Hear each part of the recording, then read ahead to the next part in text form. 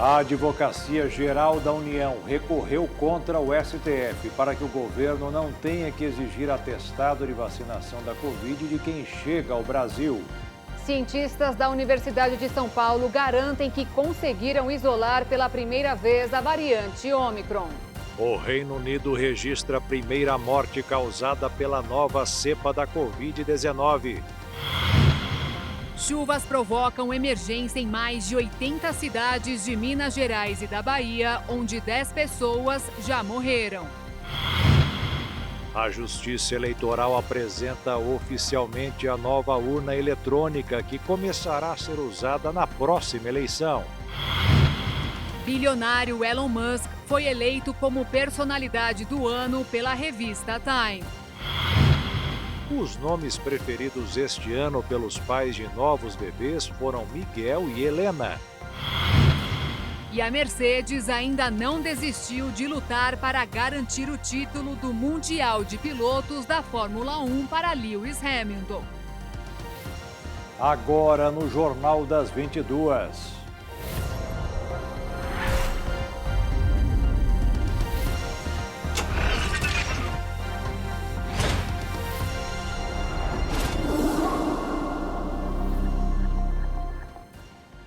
Olá, boa noite. Boa noite. Mais de 80 cidades da Bahia e Minas Gerais estão em situação de emergência por causa das chuvas. A situação é ainda mais grave na Bahia, onde 10 pessoas já morreram. O presidente Jair Bolsonaro sobrevoou as áreas atingidas e anunciou a liberação de ajuda financeira aos moradores. O Ministério do Desenvolvimento Regional vai liberar mais de 5 milhões de reais para auxiliar na recuperação dos municípios e das famílias atingidas pelas fortes chuvas na Bahia. O Centro Nacional de Gerenciamento de Riscos e Desastres, SENAD, está com servidores mobilizados no local para articular o atendimento à população. Na Bahia, 26 são os municípios atingidos que já tiveram reconhecimento de emergência federal decretado. Em Minas, também há várias cidades atingidas. Em 33, o governo federal reconheceu a situação de emergência. No fim de semana, uma força-tarefa do governo federal, comandada pelo presidente da República, Jair Bolsonaro, sobrevoou as áreas alagadas e anunciou as medidas. Acabamos de sobrevoar parte da região sul da Bahia, onde pudemos ver os estragos proporcionados pelas chuvas. Alguns municípios bastante afetados, como Itamaraju, por exemplo. Num primeiro momento, quando soubemos do ocorrido, além de contatarmos prefeitos, nós providenciamos a liberação do FGTS. Os prefeitos, de forma bastante rápida, decretaram o estado de calamidade. O ministro Rogério Marinho acolheu, reconheceu, publicou em Diário Oficial da União e aguardamos agora os prefeitos nos informarem se a região atingida foi todo o município ou parte dele, para que a Caixa Econômica Federal, conforme já contactado com Pedro Guimarães, começar em no máximo 5 dias, pagar aí a parcela de até R$ 6.200 do Fundo de Garantia e tempo de serviço. No mais, estamos tendo apoio também da Polícia Rodoviária Federal, todos os nossos ministérios, obviamente, Defesa Civil também. Há uma série de providências sendo tomadas, tanto na questão da resposta imediata, que é a necessidade de curtíssimo prazo de alimentos, de cobertores, de medicamentos, aí cada um vai falar o que está fazendo aqui, né? Como também de médio prazo, que é a questão da retomada de serviços essenciais que foram interrompidos e posterior reconstrução da infraestrutura dos municípios. Estamos não apenas transferindo recursos, mas mandando aqui mais de 30 mil cestas de alimentos já estão sendo destinadas com apoio logístico do Exército Brasileiro, presidente.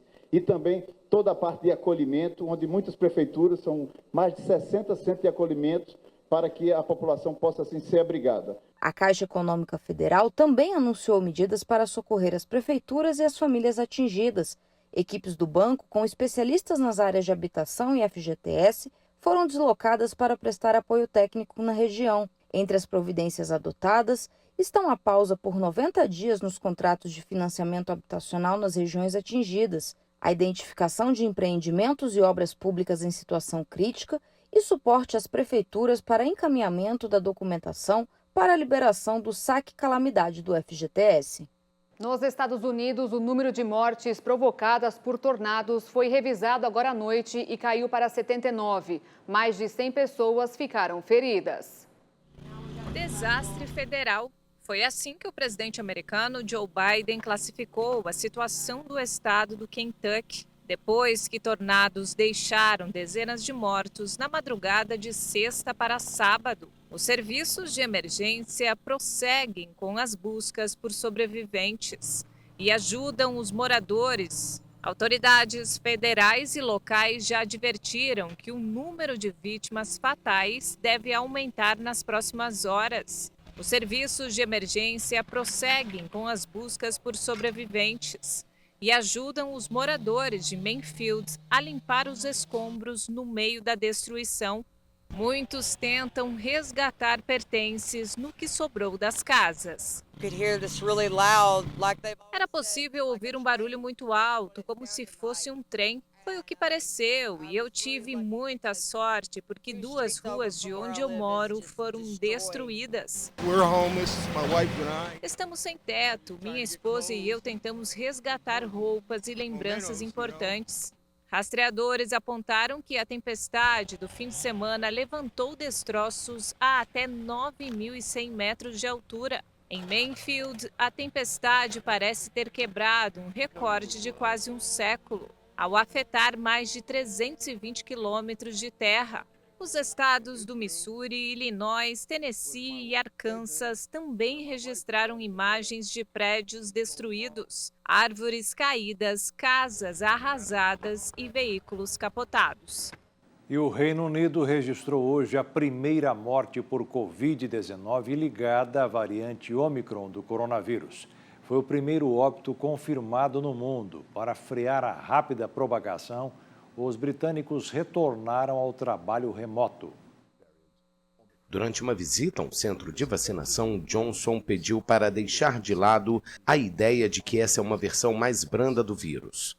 A retomada do trabalho remoto ocorre no momento em que o governo inicia uma luta contra o tempo para aplicar o maior número possível de vacinas de reforço até o fim do ano. O governo inglês estabeleceu uma missão complexa de oferecer a terceira dose da vacina contra a Covid-19 a todos os adultos do país até 31 de dezembro. Isso significa quase 1 milhão de doses por dia. Para isso, o país abriu mais centros de imunização que vão funcionar por mais horas ao dia e receberão o apoio do Exército. O site do governo que permite agendar a vacinação caiu no domingo à noite após um discurso de Johnson à nação. Os problemas persistiam nessa segunda-feira. O portal informa ainda que acabaram os testes de antígenos que o Serviço de Saúde Pública inglês distribui gratuitamente e que agora devem ser feitos diariamente por quem tem contato próximo com um infectado com a variante Ômicron. O Ministério da Saúde informou que o Brasil já tem 11 casos confirmados da cepa Ômicron, mas segundo o ministro Marcelo Queiroga, o número deve ser maior. Com 5 diagnósticos positivos, São Paulo é o estado com mais casos da cepa Ômicron do coronavírus. Na sequência vem Distrito Federal, Rio Grande do Sul e Goiás, todos com 2 casos cada. O Ministério da Saúde também informou que 3 notificações estão sob investigação, 2 em Goiás e 1 em Minas Gerais. A nova variante do coronavírus foi identificada na África do Sul no final de novembro. A cepa foi classificada pela Organização Mundial da Saúde como variante de preocupação por sua maior transmissibilidade.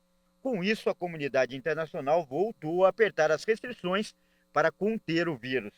Os cientistas confirmaram que estudos iniciais indicam que há uma maior chance de reinfecção pelo coronavírus com a Ômicron, mas também afirmam que as vacinas atuais permanecem eficazes contra o vírus. Até o momento, a Pfizer garantiu que uma terceira dose de sua vacina consegue neutralizar a variante. Pesquisadores do Instituto de Ciências Biomédicas da Universidade de São Paulo conseguiram isolar a variante Ômicron do coronavírus. O feito permitirá avanços na detecção da variante em outras regiões do país e na avaliação da eficácia das vacinas já existentes. Em 2 semanas, a cepa isolada passará a ser distribuída ao redor do país para que sirva de base na detecção da Ômicron em outras localidades. Mas agora vamos aos números da vacinação contra a Covid em todo o Brasil. De acordo com as Secretarias de Saúde dos Estados e do Distrito Federal, foram aplicados 320.655.215 doses. 77,4% dos brasileiros já receberam pelo menos uma aplicação e mais de 139.749.000 estão totalmente imunizados com as 2 doses ou com a vacina de dose única. A Fundação Oswaldo Cruz poderá produzir até 480 milhões de doses da vacina contra a Covid em 2022. As informações foram ditas pelo ministro da Saúde, Marcelo Queiroga. A produção será possível por conta do acordo de transferência tecnológica da AstraZeneca para a Fiocruz. A vacina nacional já está em fase final do processo regulatório para a aprovação. E veja a seguir, produtos para a ceia de Natal. Tem diferenças de mais de 100% de uma loja para outra. E ainda, Anvisa determina que portos e aeroportos exijam comprovante de vacinação contra a Covid para quem chega ao Brasil.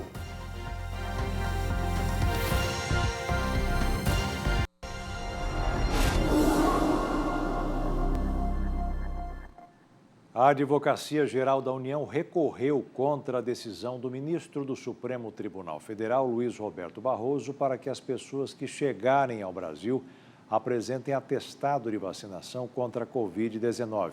Enquanto a decisão não sai, a Anvisa está cobrando o cumprimento da determinação do STF. A exigência do comprovante de vacinação da Covid-19 tem efeito imediato e vale para os estrangeiros que quiserem entrar no Brasil, conforme anunciou a Anvisa. A agência informou em nota que notificou todos os postos de fronteira, especialmente nos aeroportos, para exigir o comprovante e instruir os viajantes.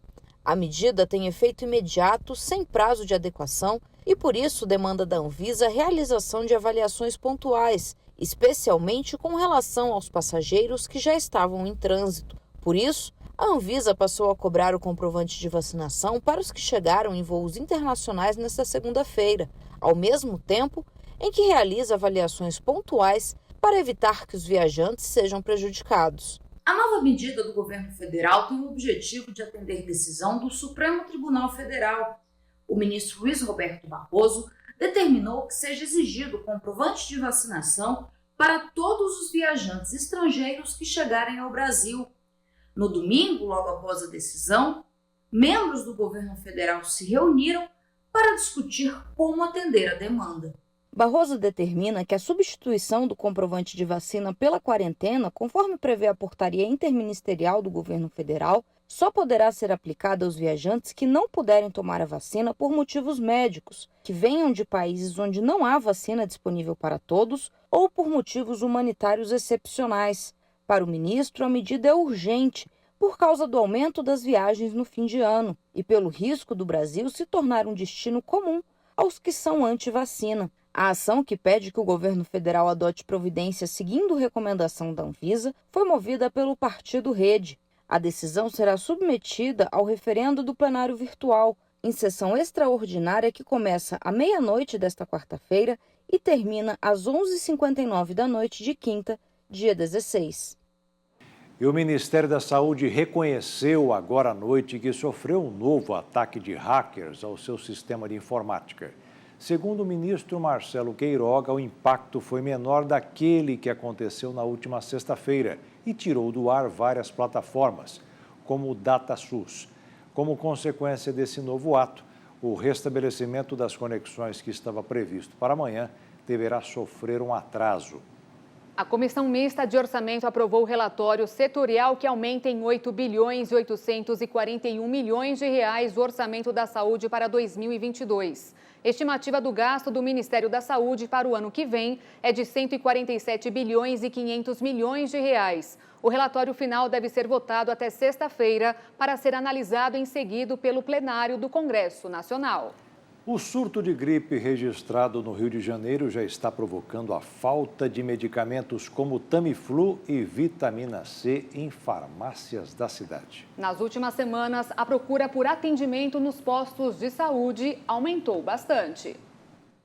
O rápido crescimento no número de casos de gripe no Rio de Janeiro nas últimas semanas levou a um salto de 2.647% nos atendimentos para pacientes com sintomas relacionados à síndrome respiratória aguda grave nas unidades de pronto atendimento, as UPAs estaduais. Com isso, hospitais e postos de saúde estão lotados e os medicamentos estão em falta na cidade. A vacinação contra a gripe no Rio de Janeiro foi retomada, mas está muito abaixo da meta, que é imunizar 80% do público-alvo. A variante Darwin da influenza encontrou na capital fluminense o ambiente ideal para a disseminação. Baixa cobertura vacinal e a flexibilização do uso de máscaras são alguns dos motivos que levaram à propagação da doença. Segundo a Secretaria Municipal de Saúde do Rio de Janeiro, mais de 21 mil pessoas foram diagnosticadas somente nas últimas 3 semanas. Esse aumento repentino vem causando superlotação nas unidades ambulatoriais. Além do Rio de Janeiro, o Amazonas também vive um surto de gripe com a circulação do vírus influenza A. Começamos mais uma semana no mercado financeiro e o dólar fechou em alta de 1,01% em um dia marcado por aversão a risco nas praças externas, num período tradicionalmente de liquidez mais fraca. Com isso, a moeda norte-americana encerrou o dia cotada em R$ 5,67 na venda. Já a Bolsa de Valores também fechou em alta nesta segunda, de 0,28%, com 108.063 pontos. Neste domingo foi encerrada a Bienal do Livro, realizada no Rio de Janeiro. Ao todo, mais de 250 mil pessoas passaram pela feira. Um levantamento apontou que 99% dos presentes no evento compraram ao menos um livro. Só neste ano, até novembro, quase 44 milhões de livros foram vendidos no Brasil. O resultado supera o desempenho de todo o ano passado, quando foram vendidos 41 milhões de exemplares. E ainda em Mato Grosso do Sul, o comércio do estado cresceu quase 2% nos últimos dias. Boa notícia para os empresários e uma amostra de que dezembro poderá ser um dos melhores meses para as compras nos últimos anos. O volume de vendas do comércio varejista em Mato Grosso do Sul registrou no mês de outubro aumento de 1,9% comparado a setembro deste ano. O estado teve a 4ª maior alta do país, atrás somente do Acre, Rondônia e Alagoas. O acumulado do ano foi de 6,5%. Tem um saldo positivo, principalmente porque nós viemos de 2 quedas sequenciais, tanto no mês de agosto quanto no mês de setembro. Então, é uma recuperação do comércio. Em outubro do ano passado, o aumento foi de 2,8% no aumento das vendas em Mato Grosso do Sul. Este ano, o índice é um pouco menor e, apesar da inflação, é considerado um saldo positivo. A principal diferença é que teve essa influência da inflação, apesar dela, o saldo positivo do estado, junto com outras 17 unidades da federação, foi muito bom, A pesquisa mensal de comércio divulgada nesta semana pelo IBGE mostrou ainda que algumas atividades registraram queda no volume de vendas. Principalmente no varejista ampliado, que inclui gastos com materiais de construção, que no ano passado as pessoas gastaram muito com a questão de reforma em casa, todo mundo muito em casa, trabalho remoto. E nesse ano já deu um reflexo, as pessoas estão gastando um pouco menos nesse quesito. Novembro e dezembro, a tendência também é de saldo positivo nesses meses por conta do 13º salário?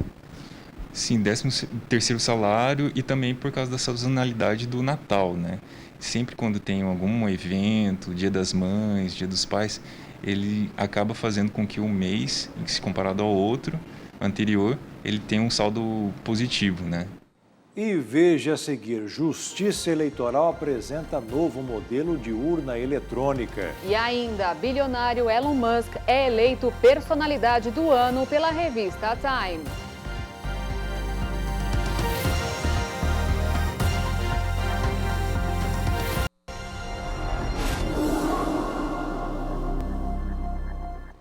O Tribunal Superior Eleitoral lançou hoje oficialmente o novo modelo de urna eletrônica que será utilizada nas eleições do ano que vem.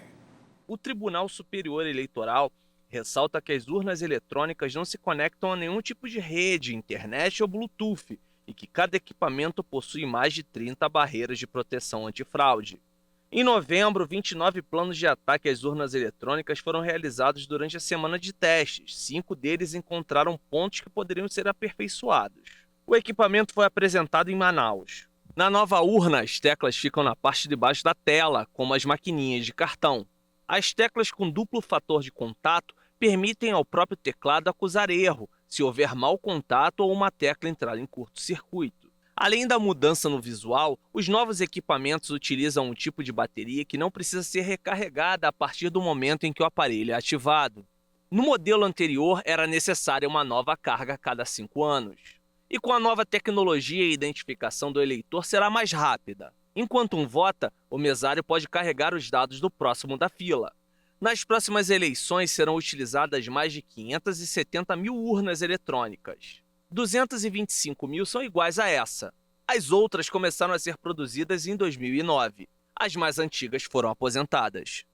O pagamento do 13º salário deve injetar 2 bilhões e 900 milhões na economia do estado de Mato Grosso do Sul. E para que as famílias não exagerem nos gastos, o Procon de Campo Grande abriu uma central de atendimento para orientar os consumidores em como aproveitar melhor o dinheiro extra. O Núcleo de Atendimento para os Superendividados existe desde 2018 no Procon do município de Campo Grande e já ajudou centenas de famílias a saírem do vermelho. A pessoa que é endividada, nós fazemos uma análise da dívida dela, aí a gente faz um requadramento dentro do orçamento pessoal e familiar e envia um cálculo financeiro para as financeiras. Qual o objetivo? É tentar diminuir a dívida dessa pessoa. Somente este ano, a equipe atendeu 200 pessoas. Algumas quitaram as dívidas e estão gerando renda com as dicas dos educadores financeiros. Ganhavam um salário mínimo, estavam com problemas familiares horríveis e a gente conseguiu solucionar o problema dela e ela, com nossa instrução, ela começou a gerar renda extra. E com essa renda extra, ela começou a pagar a dívida delas. Então, assim, isso é fantástico. É um trabalho assim, muito gratificante feito por nós. De acordo com o levantamento do DIEESE, o pagamento do 13º deve injetar 2 bilhões e 900 milhões na economia do estado. O economista do Procon Municipal diz como os consumidores que não estão endividados podem aproveitar melhor este recurso extra. Primeiro é para ela se presentear, uma fatia do 13º para ela se presentear para realizar um sonho dela. E também comprar presente para as pessoas próximas. É muito importante que a pessoa ela entenda que ela tem de separar uma parte mesmo que seja pequena, de 5%, 10% no começo do salário dela, agora começar com o 13º para começar com o pé direito em janeiro, que ela consiga fazer esse fundo chama reserva financeira. Já quem está endividado deve usar o 13º primeiro para pagar as dívidas essenciais, como água e energia, para depois negociar as outras dívidas. Seguindo essas dicas, o consumidor não vai precisar do serviço do Núcleo de Atendimento dos Superendividados. Mas, se precisar, saiba que o serviço é gratuito, oferecido na sede do Procon Municipal, que fica na Avenida Afonso Pena, número 3128. No mundo, já foram aplicados mais de 8 bilhões e 470 milhões de doses de vacinas contra a Covid-19. Segundo a Universidade de Oxford, a China é líder deste ranking com 2 bilhões e 610 milhões de aplicações. A Índia em segundo, com 1 bilhão e 330 milhões. Em terceiro estão os Estados Unidos, em quarto o Brasil e em quinto a Indonésia. Nas últimas 24 horas e sem registros de 11 estados, o Brasil contabilizou 48 mortes por Covid-19 e 2.082 novos casos, segundo o Conselho Nacional de Secretários de Saúde, o CONAS. Confira os números da pandemia. O mundo contabiliza mais de 270 milhões e 667 mil casos confirmados e tem mais de 5 milhões e 311 mil óbitos. Os Estados Unidos romperam a marca dos 50 milhões e 62 mil pessoas diagnosticadas e um total de 798.218 vítimas fatais. A Índia se aproxima dos 34 milhões e 698 mil contaminações. Já o Brasil passou de 22 milhões e 189 mil casos e tem mais de 21 milhões e 418 mil pessoas recuperadas. Até o momento, são 616.878 mortes registradas no total. O Reino Unido passou de 10 milhões e 935 mil pessoas que foram contaminadas pela Covid. E a Rússia registra mais de 9 milhões e 871 mil casos positivos da doença. O magnata de origem sul-africana Elon Musk, fundador da Tesla e empreendedor espacial, foi eleito hoje pela revista Time como personalidade do ano.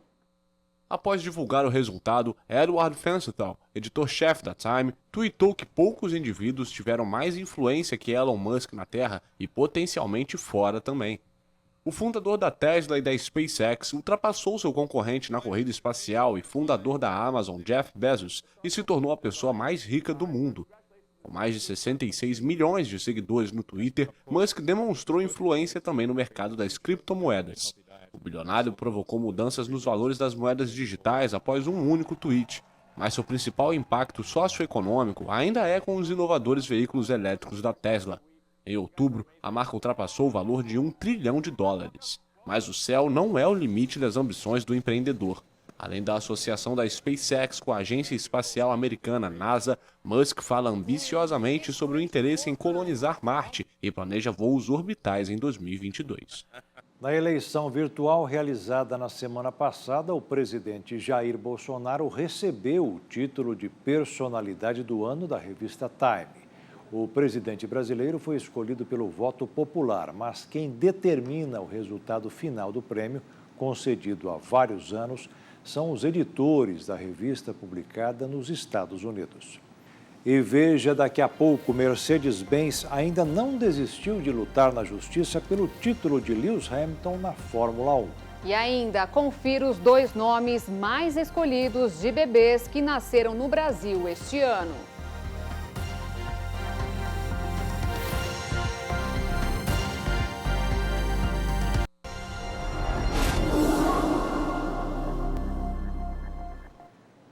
Estamos de volta e agora com o ranking, não das personalidades do ano, como falamos no bloco anterior, mas um ranking bem mais leve, né, Beatriz? É verdade. Já ouviu falar em nomes que foram mais escolhidos, mais predominantes neste ano para escolhas de bebês? Sim, todo ano tem esse ranking. É verdade. Este ano você sabe quais foram? Não sei qual que é. Miguel e Helena. Poxa. Foram os nomes mais escolhidos para os bebês que nasceram este ano no Brasil. Linda, perfeita, toda beleza chegou pra brilhantar. O nome dela virou até canção, Helena. Luz que ilumina toda a minha vida, Helena. A escolha dos pais misturou uma homenagem à avó materna e o simbolismo do nome. A minha mãe chama Helena e a minha sogra Maria. Aí a gente colocou. Aí Helena significa luz, luz reluzente, e Maria é soberana, pura. E aí foi quando eu disse para ele, olha que legal, Helena Maria. Aí a gente homenageou as mães, mas dentro de um propósito que aconteceu nas nossas vidas. Helena foi o nome mais escolhido para as meninas que nasceram em 2021, de acordo com o levantamento feito por uma plataforma digital para mulheres grávidas. A pesquisa foi feita a partir de dados de 325 mil bebês cadastrados no serviço online. Helena ficou em primeiro lugar, seguido por Alice, Laura, Manuela e Sofia. Mas a gente sabe que bastante gente colocou Helena, porque quando a gente vai na clínica levar ela para fazer... E no pediatra, é só Helena que tem na sala de espera. Esses dias a gente foi no hospital, só na sala de espera tinha mais 3 Helenas. Entre os meninos, o mais escolhido foi Miguel. Em seguida aparecem Arthur, Theo, Heitor e Gael. O nome é uma escolha muito afetiva, então a gente vê que eles são cíclicos. Tem muita homenagem, por exemplo, a avós, bisavós, né? O nome é aquele clássico, é elegante. E no caso, por exemplo, de Miguel e de Helena, tem referências externas também que ajudaram a reforçar esses nomes. Então, Miguel é um nome de anjo, também é uma coisa que as pessoas valorizam e que têm gostado de colocar nos bebês. Helena é um nome de mulher forte, de heroína, que também é uma coisa que combina com a atualidade. E essa pesquisa já é realizada há mais de 10 anos pela plataforma. Só que em 2021 uma tendência chama atenção. É cada vez maior a procura por nomes estrangeiros. Um exemplo é esse aqui, ó, Noah, que já é o 10º mais escolhido pelos pais. Subiu 12 posições em relação ao último ranking. O nome é de origem hebraica e um dos significados é aquele que vive bastante. A Letícia conta que escolheu um nome para o filho por ser bíblico. Noah também é Noé em inglês. Na verdade, era um nome muito bonito, né? Que a gente já havia pensado.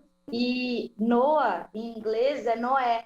E como nós já tínhamos o Samuel, que era o nome bíblico, nós pensamos também em ter também o nome Noah, né? Que seria Noé, envolvido na Bíblia também. Mais que um nome, a mãe diz que a escolha é uma profecia.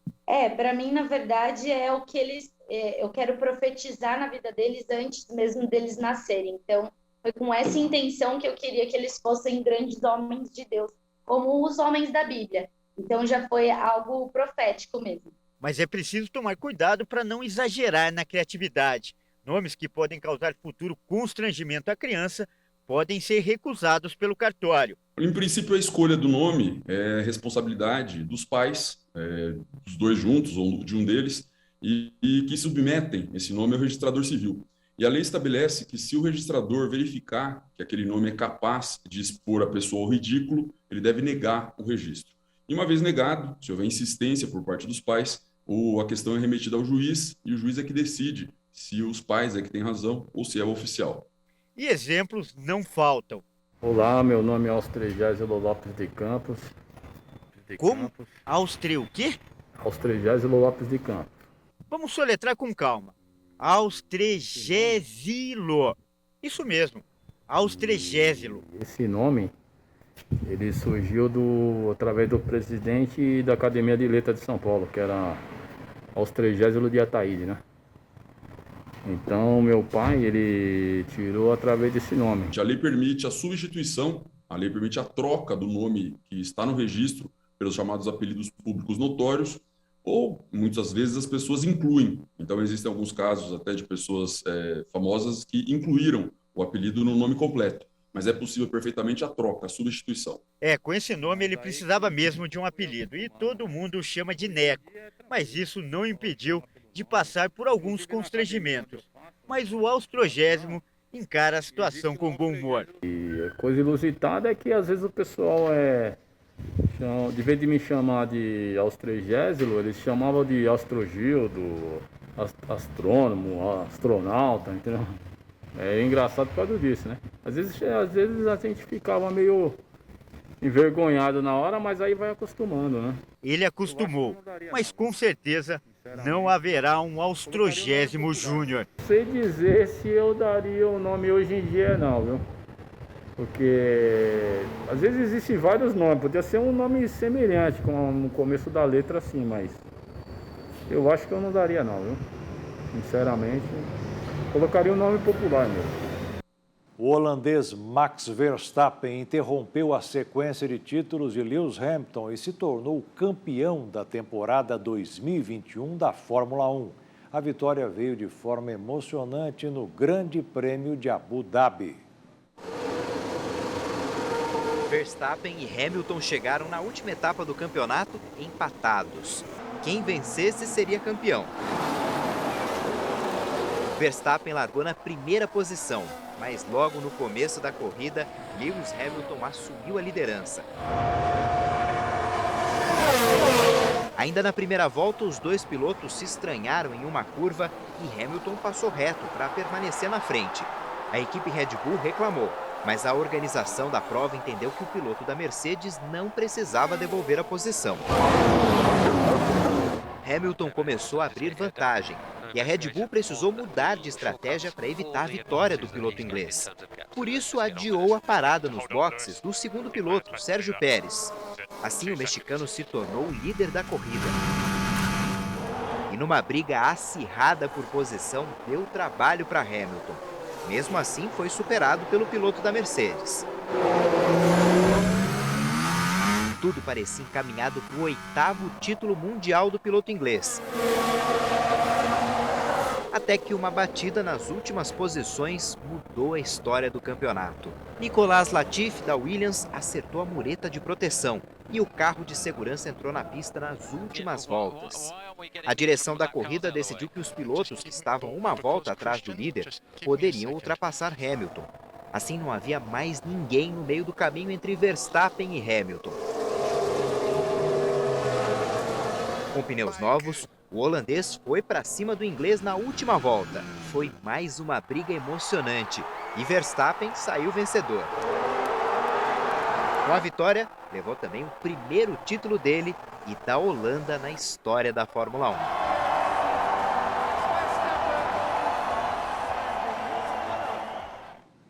E a Mercedes entrou com um protesto contra a organização da prova por causa da decisão de que permitiu que Verstappen se aproximasse de Hamilton, mas a Federação Internacional de Automobilismo não acatou o pedido. A equipe alemã disse que vai recorrer. E no futebol, Atlético Mineiro e Atlético Paranaense se enfrentaram ontem, domingo, no Mineirão, pelo primeiro confronto da final da Copa do Brasil. O time de Minas Gerais dominou e abriu uma ampla vantagem para a segunda partida. O que se viu no Mineirão na tarde deste domingo foi um passeio do Atlético Mineiro sobre o seu xará paranaense. O atual campeão brasileiro abriu o placar aos 23 minutos de pênalti com o artilheiro Hulk. Pouco tempo depois, numa jogada trabalhada de pé em pé, Keno driblou 2 marcadores e chutou com força no canto para ampliar. A equipe do Paraná até tentou esboçar uma reação. Terãs de falta e Eric de cabeça deram trabalho ao goleiro Everson. Já na segunda etapa, o domínio do Atlético Mineiro permaneceu e após erro na saída de bola de Thiago Heleno, Hulk chutou cruzado. Santos até tentou salvar, mas Vargas apareceu sozinho para empurrar para as redes. O gol deixou a equipe visitante desnorteada e o golpe final foi dado pelo próprio chileno após tabela entre Hulk e Nacho. 4-0 Atlético Mineiro. Com o resultado, o Galo deu um enorme passo em busca do bicampeonato da Copa do Brasil. Já o Furacão terá uma missão quase impossível para tentar reverter o placar. E veja como foram alguns dos testemunhos de pessoas que saíram vitoriosas. Oh, glória, nós damos glória, ele vem para mudar a nossa história. Ali foi o que, irmã? Eu estava caminhando com muita dificuldade e vim com a bengala, mas em nome de Jesus eu estou curada. Então vem aqui no corredor com a bengala e vai mostrar para mim aqui como é que só chegou aqui. Chegou. Assim. Agora põe a bengala no ombro. Anda, filha de Deus. Marcha, soldado de Jesus. Oh, glória a Deus. Esse Deus é lindo, pessoal. Aproveite que está começando a operação. Você, irmã. Eu ando curvada. Aham. Assim. Andando curvada assim? Assim. Assim, desse jeito? Que me dá falta de ar. E agora? Eu preciso até pôr uma mochila pesada. Para poder se arrumar. E agora, tá bem? Eu tô bem. Então anda normal aqui agora. Aqui. Jesus. Levanta o corpo e anda. Ó Deus, transformando ela aqui. Oh, glória a Deus. Eu, com 8 dias que eu tô com um caroço aqui na mão. Como eu gosto de dançar para Jesus e bater palma, aí eu determinei hoje que esse caroço ia sumir, ó. Sumiu. Que coisa bonita, pessoal. Você, moça. Estava com muita tristeza, eu não queria viver mais, mas a gente melhorou. Olha só, pessoal, não queria viver mais. A vida é tão linda com Jesus. Oh, glória a Deus. Oh, glória a Deus. Oh, glória, nós damos glória, ele vem para mudar a nossa história. E o Jornal das 22 termina aqui. Obrigada pela sua companhia, um ótimo fim de noite, início de semana para você e até amanhã. Uma boa noite, fique na paz. Tchau.